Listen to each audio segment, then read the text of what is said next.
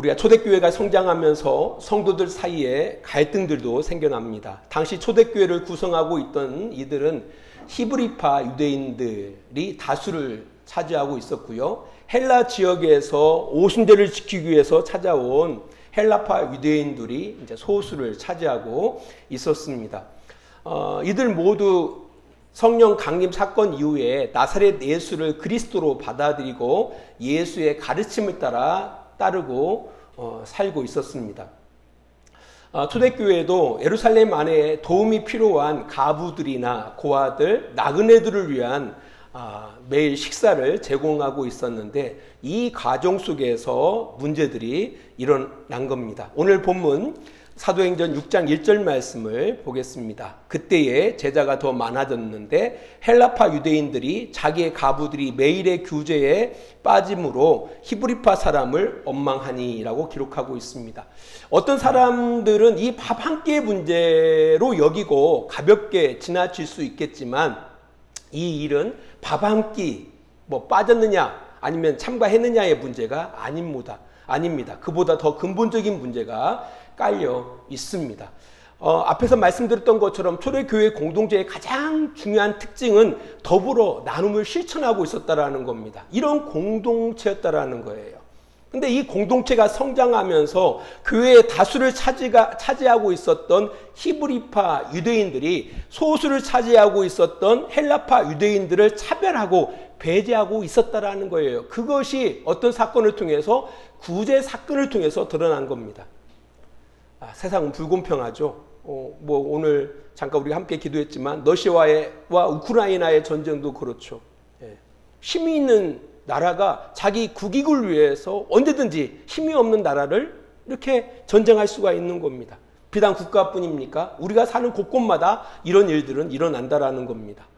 인종이 다르다고 피부 색깔이나 성별, 장애, 혈통, 지연, 학연, 혈연, 종교, 외모 등등을 가지고 얼마나 많은 사람들을 차별하고 배제를 하는지 모른다라는 겁니다. 심지어 가정에서도 그렇다라는 겁니다. 가정에서도 보면은 어린 아이들을 이렇게 학대하는 일들이 많이 있잖아요. 아이들이 무슨 힘이 있습니까?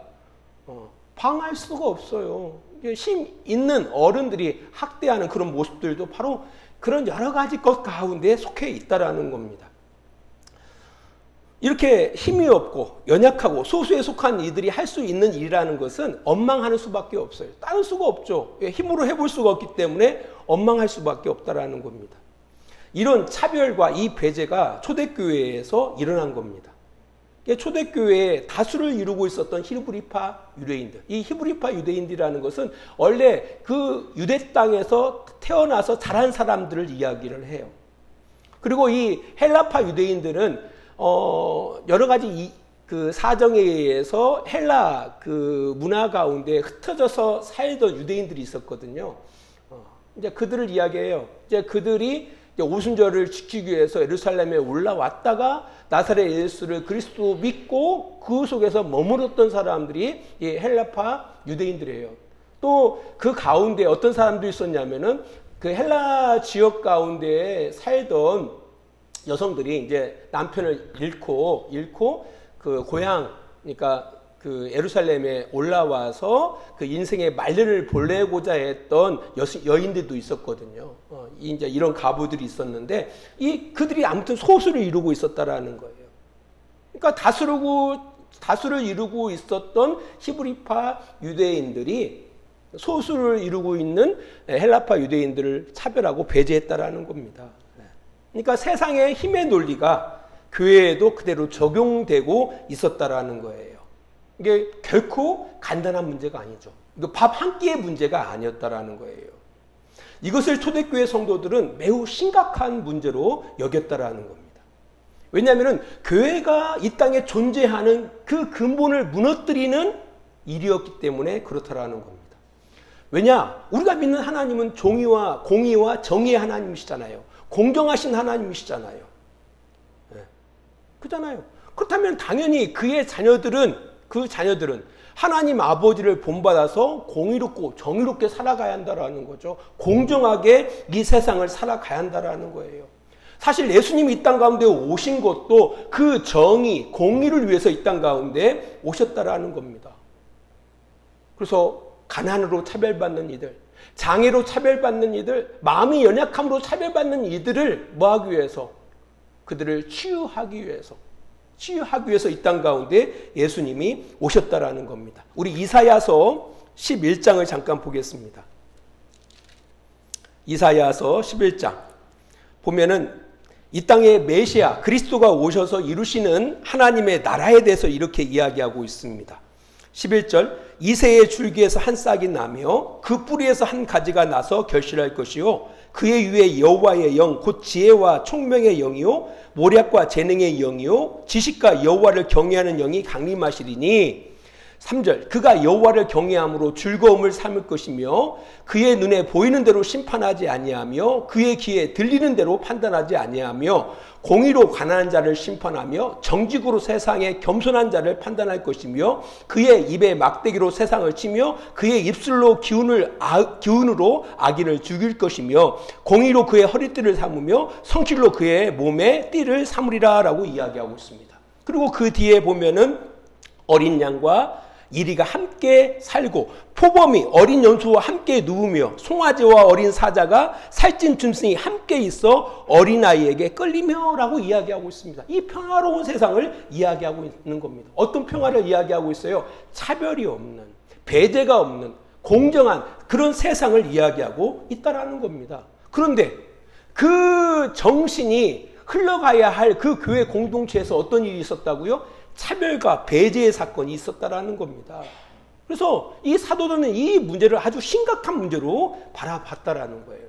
아니 목사님 사도행전 6장을 아무리 뒤져봐도 사도들이 심각하게 바라본 흔적이 없는데 그걸 어떻게 그렇게 이야기하십니까? 라고 질문할 수 있습니다. 제가 연구해 보니까 그렇다라는 거예요. 제가 볼 때는 이들은 이걸 아주 심각한 문제로 바라봤다라는 거예요. 제가 그렇게 생각하는 두 가지 이유가 있습니다. 첫 번째는 이 일 때문에 모든 사도들이 모이고요. 모든 제자들이 자리에 함께합니다. 우리 본문 6장 2절입니다. 사도행전 6장 2절 말씀을 보겠습니다. 12사도가 모든 제자를 불러 이르되 우리가 하나님의 말씀을 제쳐놓고 접대를 일삼는 것이 마땅치 아니하니. 여기 보니까 12사도가 모든 제자를 불러 이뤘다라고 이야기하고 있습니다. 이 문제 때문에 모든 제자들, 이 12명의 사도들이 모든 제자들을 부른 거예요. 이게 이만큼 이 일이 모든 제자들이 고민해야 할 문제였다라는 거예요. 그만큼 심각하게 바라봤다라는 겁니다. 두 번째로 이걸 심각하게 바라봤던 그 증거가 이제 5절에 기록되어 있어요. 5절 말씀을 잠깐 봅니다. 온 무리가 이 말을 기뻐하여 믿음과 성령이 충만한 사람 스데반과 또 빌립과 브로고로와 니가로로와 디몬과 바베나와 유대교에 입구했던 안디옥 사람 니골라를 택하여. 아무튼 중요한 것은 공정의 문제이기 때문에 차별받지 않고 공정하게 이 구제가 이루어지기 위해서는 공정하게 이 일을 집행할 수 있는 일꾼이 필요하잖아요. 그래서 그 일꾼을 세우자라고 이야기했던 거예요. 그래서 뽑힌 사람 7명의 이름이 등장하고 있다는 거예요. 근데 흥미로운 사실은 이 7명의 일꾼 모두가 히브리 이름이 아니라 헬라 이름을 갖고 있다는 거예요. 모두가 헬라식 이름이에요. 그 이야기는 이 7명의 일꾼들이 히브리파 유대인이 아니었다라는 얘기예요. 전혀 여러분들 감동이 안 되는데 저는 이게 감동되는 사건이거든요. 지금 교회는 다수파 히브리예요. 히브리인들이 다수를 차지하고 있어요. 다수를 차지하고 있는데 그들 가운데서 어떤 누구도 일꾼으로 뽑히지 않아요. 오직 누가 소수파인 헬라파 유대인 가운데서 일꾼을 뽑습니다. 심지어는 그들보다 더 소수인 안디옥의 이방인이었던 니골라가 뽑혀요. 그래서 일본인이 택했다는 걸 알 수가 있습니다. 그렇다면은 뭐 그 히브리파, 그 다수를 차지하고 있었던 히브리파 유대인에는 일꾼 될 만한 사람이 없었을까요? 뭐 성령과 지혜가 충만하고 칭찬받는 사람이 없었을까요? 아니요. 많이 있었을 거예요. 그럼에도 불구하고 그들 가운데 한 명도 택하지 않았습니다. 그 이야기는 어떤 의미를 갖고 있냐면은 그들이 어떤 이들이 히브리파 유대인들이 누구를 일꾼을 세우지 않은 거예요. 일꾼을 청구하지 않은 거예요. 왜 청구하지 않았을까요? 왜? 스스로 자각한 거예요. 우리가 정말 연약한 사람들에게, 힘이 없는 이들에게 우리가 못된 일을 했구나. 그래서 우리가 엉망 사는 일을 우리가 했구나라고 생각하고 스스로 자성했던 거예요. 자성했다라는 거예요. 참 한국교회 재밌는 것이 장로 피택할 때마다 교회 다니다 하는 사람들 갖다가 초청을 해가지고 교인으로 입적시킨 다음에 교인으로 가입시킨 다음에 투표케 만들어요. 참 웃기지 않습니까? 말도 안 되는 일들이 교회에서 벌어지고 있어요. 이게 세력을 만들어야 장로가 된다는가요? 세력을 만들어야 목사로 이렇게 유지해 나가고요. 근데 초대교회를 모습을 바라보니까 이 다수파를 차지하고 있었던 이 히브리파, 이 유대인들이 자각을 한 거예요. 자각을. 누군가가 우리의 연약함 때문에 그들이 상처를 받은 거잖아요. 상처를 받아서 누구를? 히브리파 유대인들을 원망한 거예요. 우리의 잘못된 행위가, 우리의 연약한 행위가 누구를? 연약한 사람을 상처케 한 거예요. 이거에 대해서 그들이 철저하게 자각하고 일꾼을 세우지 않은 거예요. 일꾼을 후보로 내지 않았다라는 얘기예요. 작년에 부산시장 선거가 있었고 서울시장 선거가 있었어요. 이들 둘 다 불미스러운 일 때문에 한 분은 자살하고 한 분은 낙마를 했어요. 재보궐 선거가 이제 이루어지는 거죠. 근데 저는 참 안타까웠거든요. 왜냐라고 할 때 자기 당 사람의 시장이 그곳에서 불미스러운 일로 낙마했으면 어떻게 해요? 후보를 안 내야죠. 안 그래요? 기본적으로. 우리 정당 사람이 잘못했으니까 이번 선거는 우리 후보 내지 않겠다. 이게 정말 참여하는 사람의 기본적인 자세 아닙니까? 근데 뻔뻔하게 후보를 내요. 결국 떨어졌지만. 정말 우리가 그 일에 대해서 일만의 책임을 통감하고 있단다라면은 그에 합당한 행동을 해야 한다라는 거예요. 예. 근데 이 초대교회는 참 건강한 것이 바로 뭐냐면은 그들이 그걸 책임을 통감하고 책임 있는 행동을 한 거예요. 그래서 후보를 내지 않은 거예요. 일꾼을 청구하지 않았다라는 겁니다. 사실 어떤 공동체든지 간에 이 차별과 배제는 사실 매우 심각한 문제가 됩니다. 근데 사실 힘이 있는 사람은 이 문제에 대해서 둔감해요. 이제 어제 그젠가요, 우리 셋째 딸이 3차 주사를 맞았거든요. 이제 부스터 샷을 맞았는데 이쪽에 맞다 보니까 아프죠. 되게 아팠는가 보더라고요. 제가 아이고 아파 하면서 이렇게 안아주니까 아파 그러는 거예요. 저는 못 느끼죠. 건강하니까. 하지만 아픈 사람은 크게 느끼는 거거든요. 심지어 안아주는 것까지도 부담스러워한다라는 거예요.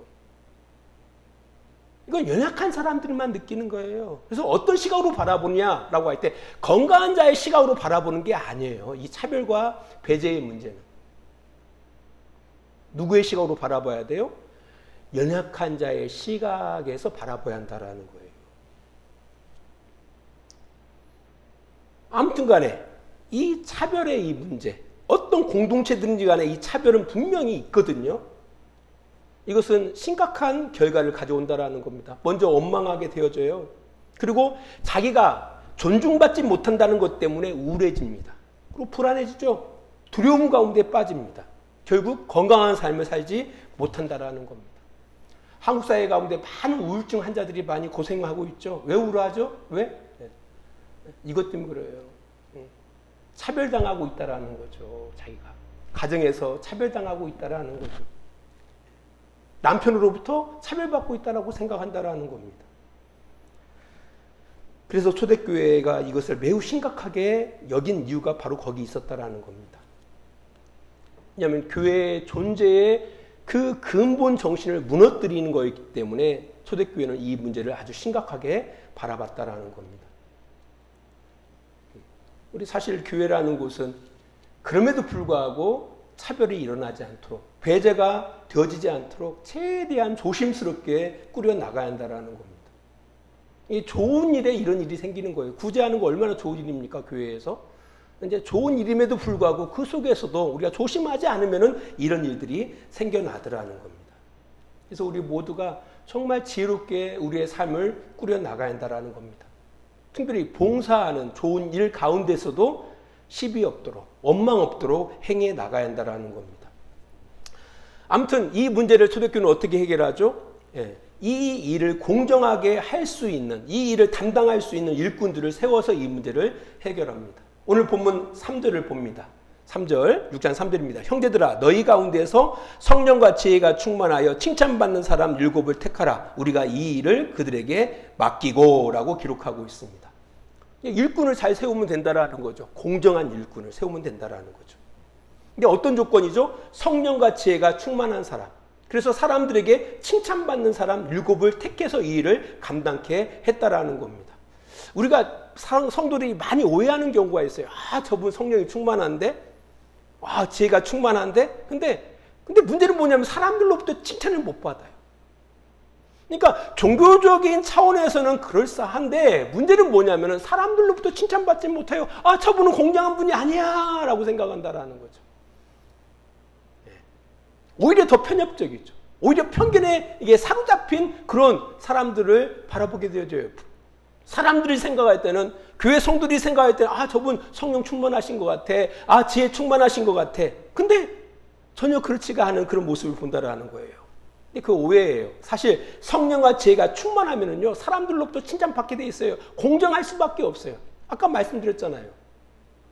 우리가 기독교 정신으로 살아가면은 그 사람은 공정하게 살아갈 수밖에 없습니다. 그러니까 그 사람이 속한 그 가정은 공정할 수밖에 없어요. 그 사람이 속한 직장, 그는 공정한 삶을 살 수밖에 없거든요. 이게 오해가 있는 거죠.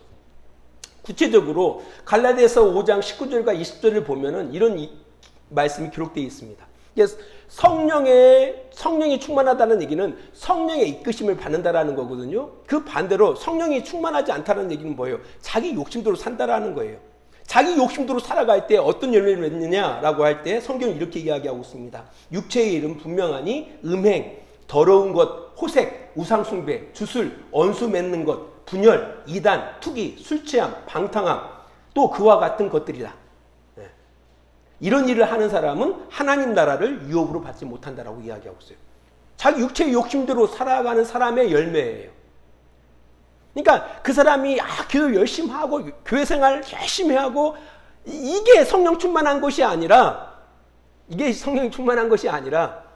꼭 그렇다고 해서 성령 충만한 건 아니에요. 문제는 교회 열심히 신앙생활 하면서도 기도 열심히 하면서도 뭐 종교적인 생활 열심히 하면서도 자기 육신의 욕심을 따라 생활하는 사람이 있거든요. 그럼 뭘 통해서 알 수가 있어요? 열매를 통해서 알 수 있다는 거예요.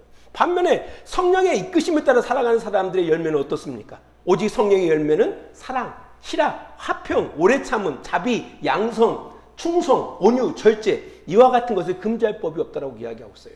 정말 성령에 충만한 사람이 어떤 사람이냐라고 할 때 사랑의 열매를 맺는 사람. 이 모든 게 사랑의 열매거든요. 사랑과 희락과 오래 참음과 자비와 양성과 충성과 온유와 절제의 열매를 맺는다라는 거예요.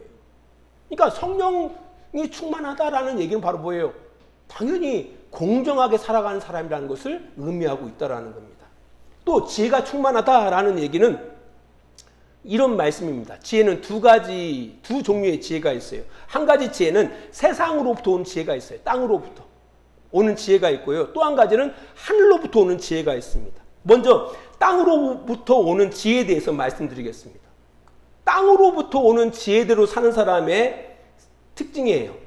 너희 마음속에 독한 시기와 다툼이 있으면 자랑하지 말라. 진리를 거슬려 거짓말하지 말라. 이런 지혜는 위로부터 내려온 것이 아니요 땅 위의 것이요 정의 위의 것이요 귀신의 것이니 시기와 다툼이 있는 곳에는 혼란과 모든 악한 일이 있습니다. 뭐가 있다고요? 시기와 다툼이 있다라는 거예요.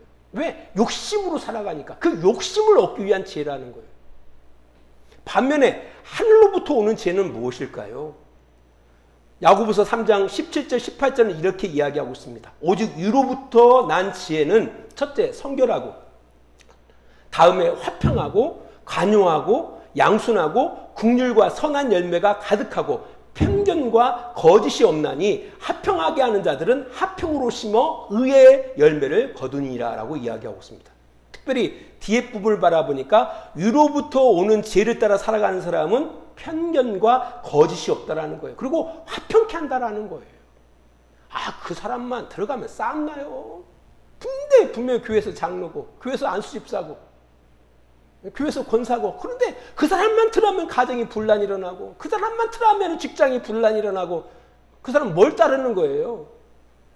하늘로부터 오는 지혜가 아니라 땅으로부터 지혜를 갖다가 따라 살기 때문에 그런 열매를 맺는다라는 겁니다. 그러니까 성령과 지혜가 충만하다라는 것은 이게 성경 말씀을 바라볼 때 그런 합당한 열매를 냈거든요. 그래서 이 이야기를 했을 때 모든 성도들이 기쁘게 이 이야기를 받아들입니다. 왜? 그들도 그건 인정을 하거든요. 아, 그렇지. 그 사람이 성령과 지혜가 충만하다면은 그 사람은 공정한 사람일 거야. 모든 성도들이 그 부분에 대해서 기쁨으로 받아들입니다. 우리 사도행전 6장 5절 앞에 보세요. 온 무리가 이 말을 기뻐하여 라고 이야기하고 있습니다. 온 무리가 뭘 기뻐했다고요? 이 말을 기뻐했다라는 거예요. 아, 그 사람이라면 우리는 인정할 수 있다라는 얘기예요. 이런 일꾼들을 세워서 이 문제를 해결해 나가다라는 겁니다. 한번 우리의 삶을 좀 돌아보셔야 돼요. 세상은 불공평해요. 그죠? 세상 공평하지 않습니다. 그러면 이 불공평한 세상 가운데 상처받는 이들을 위해 사실 교회는 존재하고 있고요. 성도들은 존재한다라는 겁니다. 적어도 여러분이 속한 곳에는 공정한 삶들이 이루어져야 돼요. 공정함이 회복되어져 나가야 한다는 거예요. 이 정의와 공의가 흘러가야 한다는 거죠. 여러분이 속한 곳에는. 그런 사명으로 우리가 먼저 구원받았어요. 우리가 하나님을 아버지라고 고백한다는 것은 하나님을 닮아간다는 거예요. 하나님이 공정하신 것처럼 우리도 공정하게 살아가는 거예요. 우리가 예수를 믿는다는 것도 마찬가지예요. 예수님이 이 땅 가운데 정의와 공의를 위해서 오셨거든요. 우리가 그 교훈대로 살아간다면 우리도 마찬가지로 정의롭게 공정하게 살아가야 한다는 거죠. 그러니까 우리가 이 땅 가운데 그러한 자로 살아가야 한다는 겁니다. 곰곰이 한번 자기 자신들을 돌아보셔야 돼요. 내가 정말 남자라는 이름으로 혹시 가정에서 차별하지 않았는가? 내가 힘이 세다는 이유로, 아니면 우리가 지역사회 가운데 좀 내가 배웠다는 이유로 돈푼개나 가지고 있다는 것으로 이런 삶을 살아가고 있지 않았는지 한번 돌아보셔야 돼요.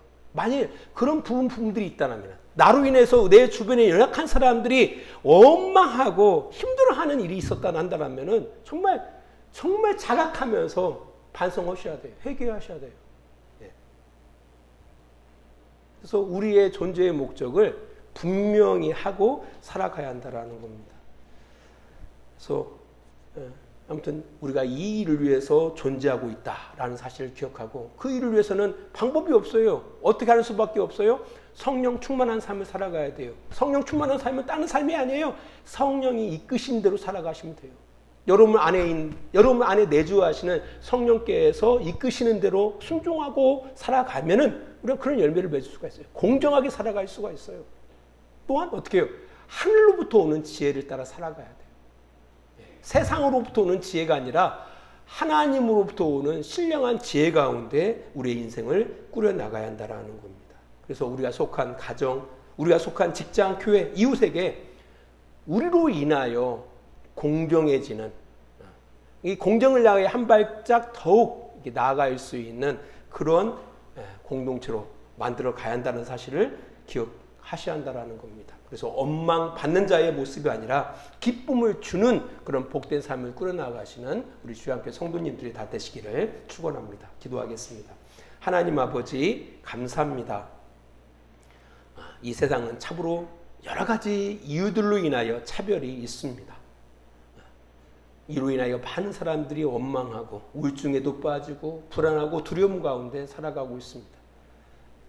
불행한 이들을 불쌍히 여기시고 이 땅 가운데 예수님을 보내셨습니다. 그리고 그 예수님께서 우리를 이 땅 가운데 보내시고 있습니다. 우리는 이 땅 가운데 공정한 삶을 살아가야 할 책임과 의무가 있는 자들입니다.